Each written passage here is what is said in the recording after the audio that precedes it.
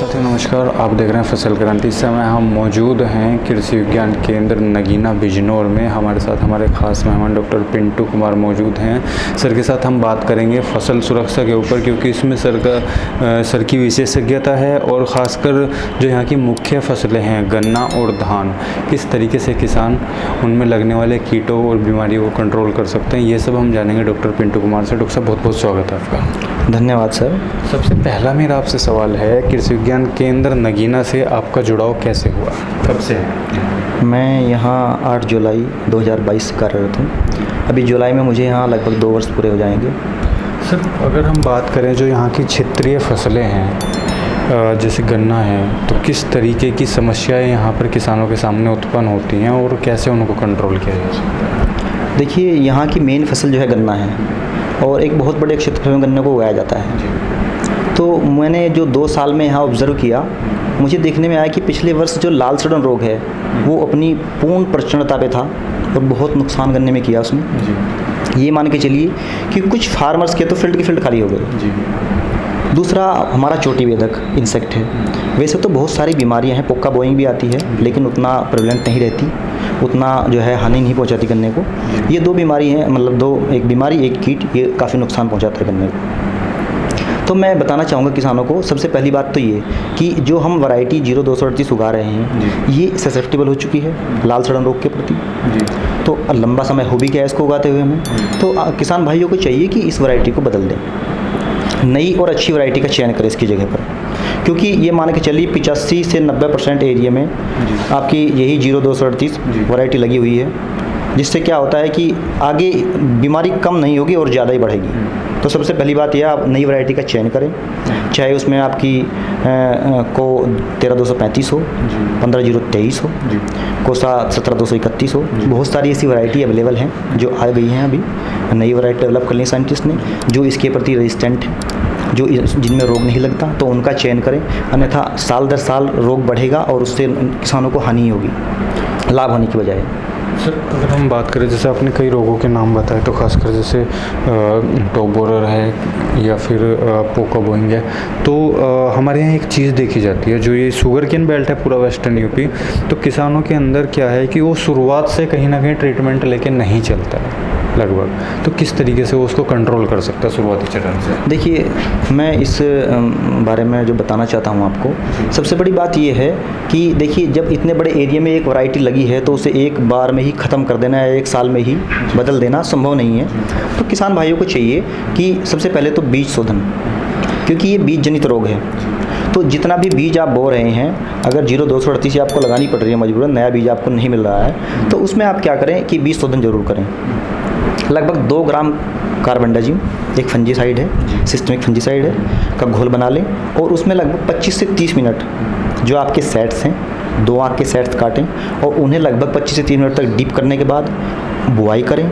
तो काफ़ी हद तक जो बीज से फैलने वाली बीमारी है वो नियंत्रित हो जाती है, क्योंकि जो हमारा फंजीसाइड है 25 से 30 मिनट में कहीं ना कहीं जो हमारे 2 सेट्स के कोने कटे होते हैं उन्हें अच्छे से डीप होने के बाद में अंतर एंट्री कर जाता है। और एंट्री करने के बाद अगर गन्ने में रोग है तो उसको भी नहीं बढ़ने देता आगे, और जहाँ वो गिरता है तो वहाँ पर भी रोग ना लगने की संभावना उसमें शून्य हो जाती है। ठीक है, तो मैं यही कहूँगा, सबसे पहले तो किसान भाइयों को चाहिए कि बीज शोधन करें।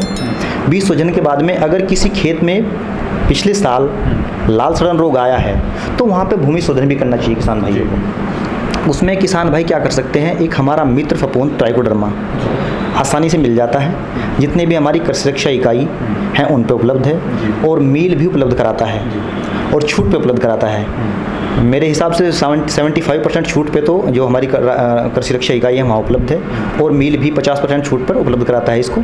तो इसको ना गोबर में तैयार करके लगभग 2.5 से 3 किलोग्राम ट्राइकोडर्मा, 65 से 70 किलोग्राम सड़ी गोबर की खाद में 8 से 10 दिन रखें और 1 एकड़ में आखिरी जुताई पर मिला दें खेत में। ये काम या तो सुबह ही करें या शाम को करें, क्योंकि दोपहर में अगर ये कार्य किया जाएगा तो ये जो हमारी एक तरह की फफूंद है ट्राइकोडर्मा मित्र फफूंद जिसके बारे में बता रहा हूँ मैं, तो धूप के संपर्क में आने के बाद में कहीं ना कहीं से नुकसान होगा और उतना अच्छे से कार्य नहीं कर पाएगी। इसे मिट्टी में मिला देंगे तो जितने भी सोयल में हमारी जो फंगस है इसके, ये इसके स्पोर हैं, तो ट्राइकोडर्मा उन्हें ख़त्म कर देगा या उसकी इफेक्ट से वो मतलब डिजीज़ नहीं पैदा करेंगे। तो इससे क्या होगा, भूमि शोधन भी करें और सीड ट्रीटमेंट भी करें, दोनों को करने से हमारी जो बीमारी है उसको नियंत्रित करने में काफ़ी हद तक मदद मिलेगी फार्मर्स को, और इसके रिजल्ट भी अच्छे मिले हैं, मैंने कई फार्मर्स के यहाँ देखा भी है। इसके अलावा मैं एक बात इसमें और ऐड करना चाहूँगा, अगर स्टार्टिंग में कुछ पौधे रोगी दिखाई आपको देते हैं तो मैनुअली उनको आप हाथ से उखाड़ कर, वहाँ पे ब्लीचिंग पाउडर आता है 10 से 15 ग्राम मात्रा प्रति फीट, जहाँ से पौधा निकाले वहीं डाल दें।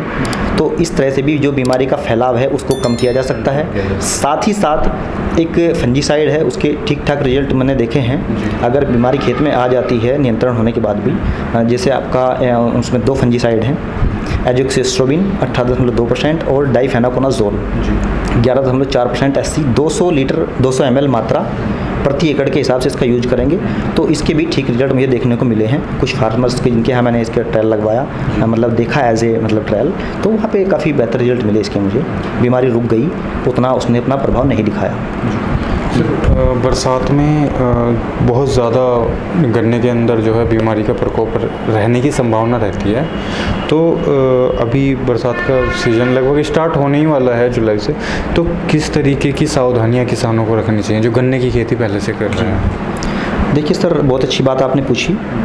मैं ये भी इसमें ऐड करना चाहूँगा, मैंने पहले नहीं बताई लेकिन बता देता हूँ कि जब बरसात में रोग है ज़्यादा फैलता है, उसका कारण ये है कि जो हमारा बरसात का जल है उसके साथ में जो फंगस के बीज हैं वो एक स्थान से दूसरे स्थान जाने में उनको दिक्कत नहीं होती।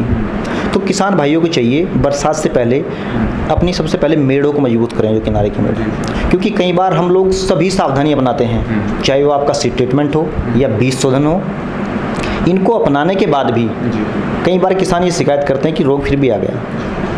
उसका मेन कारण ये है कि हमारी मेड़ मजबूत नहीं है। जब बरसात का पानी गिरता है तो अगर बगल के खेत में कहीं हमारे लाल सड़न रोग से ग्रसित है गन्ना, तो वहाँ से भी आपके खेत में वो आ सकता है। तो मैं किसान भाइयों को मतलब सलाह देना चाहूँगा या मेरी उनसे एक अनुरोध है कि बरसात से पहले अपनी मेड़ों की मरम्मत कर लें, और जिससे कि उनके खेत में बाहर से रोग ना आए, और ये जो सावधानी बरतेंगे जो मैंने सीड ट्रीटमेंट और भूमि शोधन बताया, तो उससे कहीं ना कहीं फ़ायदा होगा।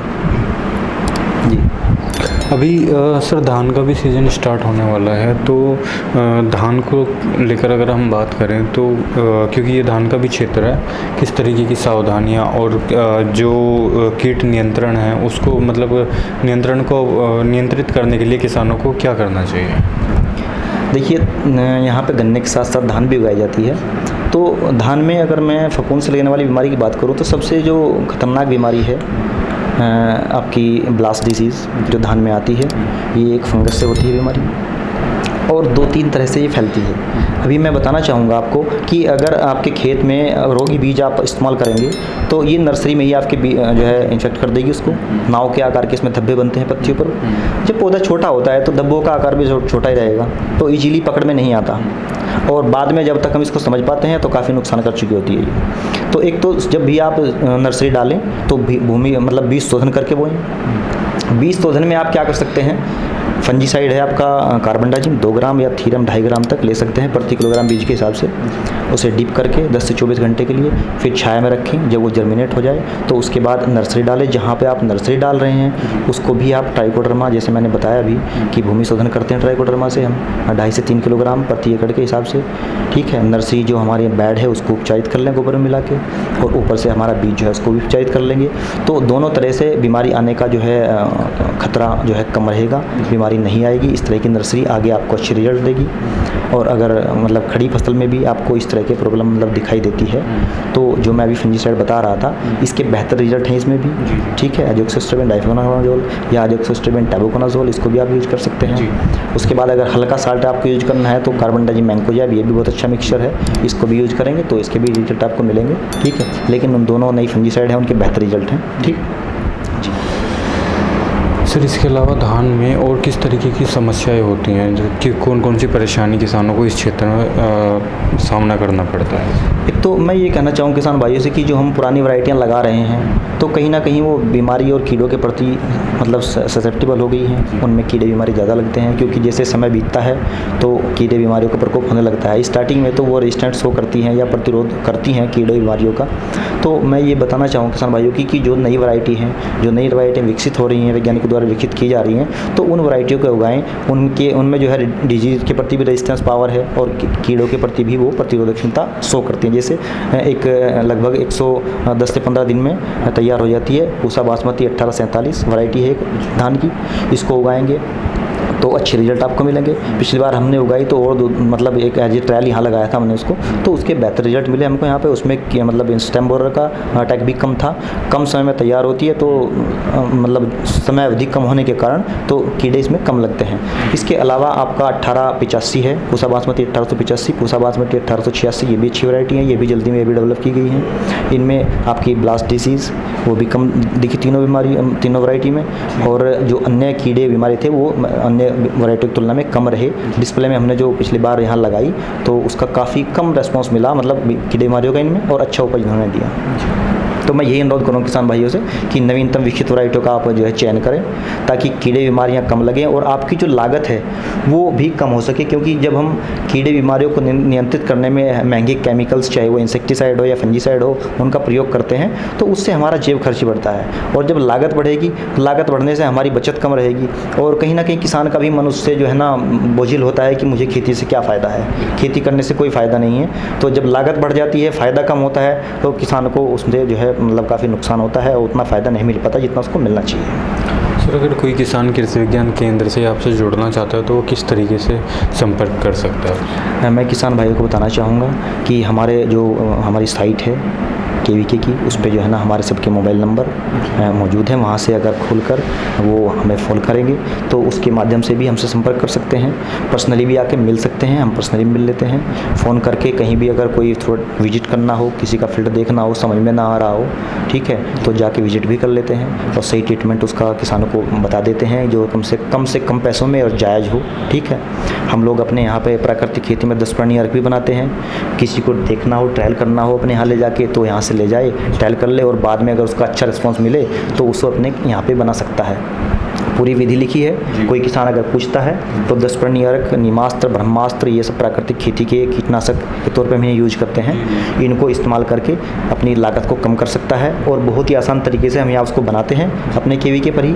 अगर वो ना बनाकर और हमारे यहाँ से ले जाकर टेस्ट करना चाहे तो कर ले, हमारे पास मौजूद है, अभी भी मैंने उसको तैयार कर रखा है। तो मैं किसान भाई से अनुरोध यही करूँगा कि नेचुरल की तरफ भी थोड़ा सा ध्यान दें, और अगर इस माध्यम से उनका लागत कम हो जाए तो बहुत बढ़िया है हमारी भूमि के स्वास्थ्य के लिए भी।